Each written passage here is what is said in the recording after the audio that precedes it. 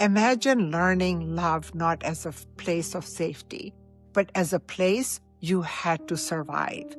Now, years later, being told you should just trust, just open up, just let someone in. For survivors of complex post-traumatic stress disorder, forming healthy relationships isn't intuitive. It's a profound act of rewiring the mind, the body, and the sense of self. Complex PTSD is rooted in chronic interpersonal trauma, often developmental, often relational. It shapes the nervous system through persistent activation of the stress response, which is the hypervigilance, emotional dysregulation, maladaptive attachment schemas. Survivors frequently internalize core beliefs of unworthiness, abandonment, expectations, and relational danger, which manifests in relationships as anxious, preoccupied, or avoidant, dismissive attachment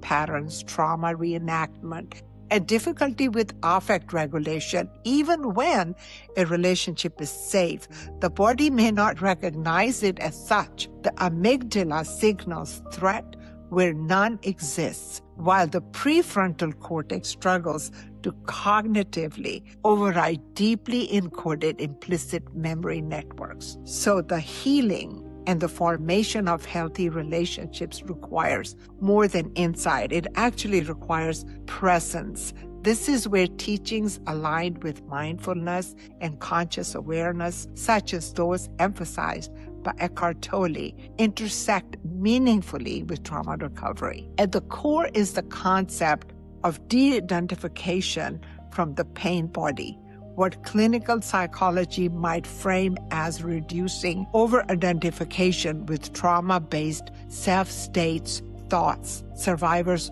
often operate from conditioned emotional patterns, where past pain becomes the lens through which present relationships are interpreted.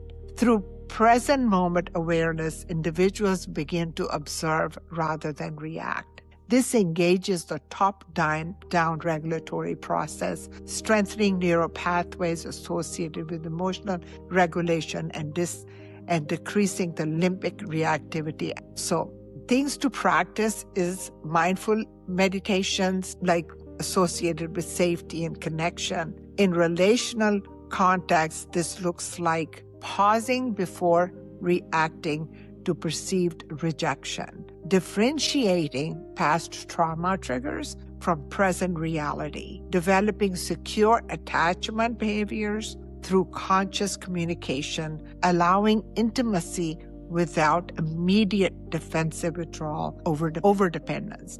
So over time, the survivors move from trauma-driven relating to presence-based relating, where connection is not governed by fear, but from awareness. So if you are a survivor, understand that your difficulty with relationships is not a failure of character. It's actually an adaptation of a nervous system shaped by survival, but healing is possible. It is. So you start small. Notice your reactions without judgment. Create space between stimulus and response. Practice being in the present moment, not just with others, but even with yourself. And if you support someone on this journey, recognize that patience, consistency, and emotional safety are not luxuries. They are the conditions in which healing relationships are built. Because healthy love